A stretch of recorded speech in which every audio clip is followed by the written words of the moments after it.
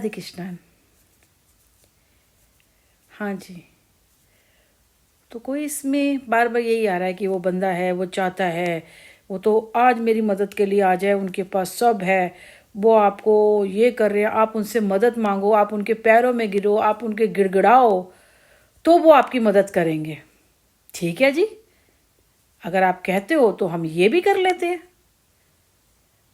पर मदद के लिए नहीं। ये वो चाह रहे हैं इसलिए, मदद नहीं चाहिए उनसे। मदद मुझे उनसे किसी चीज की नहीं चाहिए, बस इतनी मदद चाहिए कि वो मेरे से दूर रहें। वो मुझे और मेरे बेटे को जिंदगी जीने दे, ये मदद चाहिए। जबकि ये मदद भी नहीं है, ये तो मेरे को उनसे वो है कि मैं सब इंसान अपने अपनी जिंदगी जी रहे हैं, लेकिन वो बिना बात के जो मेरे को टॉर्चर कर रहे हैं, जबकि मेरा कोई लेना देना नहीं है। आई डोंट नो, मैं नहीं जानती कौन इंसान है। मेरे बेटे का कॉल आ गया था, तो वो बंदा जो भी है, वो कह रहा है कि वो मुझे ऐसे अभी मदद के लिए आ जाएगा। भाई आपने मदद करने की हो, मुझे मदद चाहिए ही नहीं है भाई। मुझे पैसे किसी के भी नहीं चाहिए, मुझे किसी की मदद ही नहीं चाहिए। मुझे एक्चुअली क्या अपनी लाइफ में कोई चाहिए ही नहीं है, सही बताऊं तो।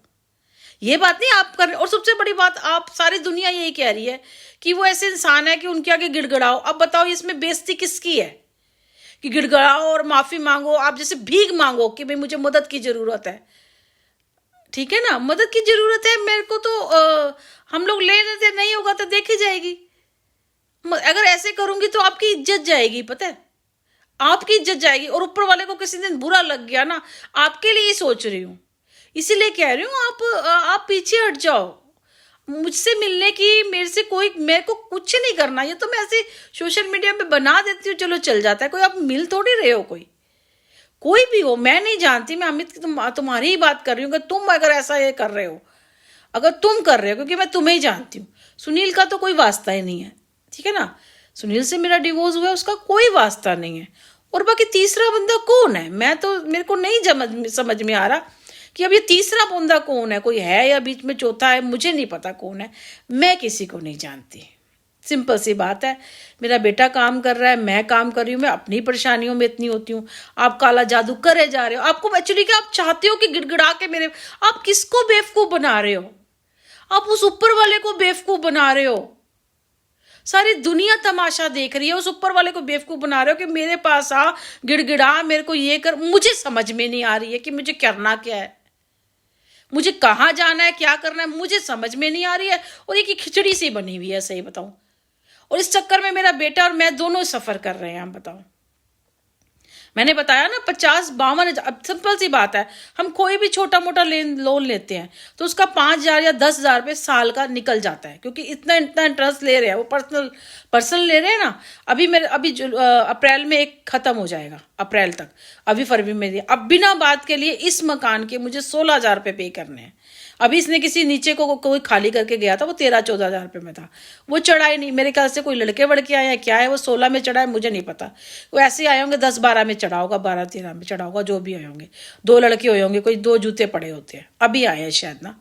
मैं जाऊंगी उसमें भी होगा, पर मेरे से ब्लैकमेल करके 16,000 रुपये दे रहा है। ऑलरेडी मैं 21,000 रुपये इसको फालतू कर गई हूँ। और मुझे शिफ्ट करना है, क्योंकि सर्दियाँ थी ना, और जैसे इसके पेपर भी थे, फिर सर्दियाँ थी, अब तो शिफ्ट करना बनता ही है।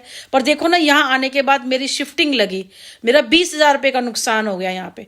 उसके बावजूद में 2 बोतलें मेरी पानी की मेरी चल जाती थी, 3 बोतलें, क्योंकि दाल चावल आप धो नहीं सकते उस पानी से। ये मुझे बताया नहीं गया था। यहाँ पे तेजाब डालना पड़ता है, नालियाँ बंद होती, ये मुझे बताया नहीं गया था। तो सोचो मेरा कितना बड़ा नुकसान हो गया। एक पानी का नुकसान हुआ, ऊपर से इतने घर में सीलन आ गई, ऊपर से ये मेरा यहाँ पे कितना नुकसान हो गया। वो भी यह मैं अल्टीमेटली ये गलती से आ गई हूँ, मैं धोखे से लाया गया है मुझे।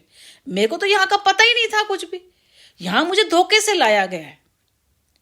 यहाँ मैं धोखे से आई हूँ। मुझे वो जो शौर्य ने मुझे यहाँ धोखे से फंसाया ना, और गलत जगह फंसा दिया।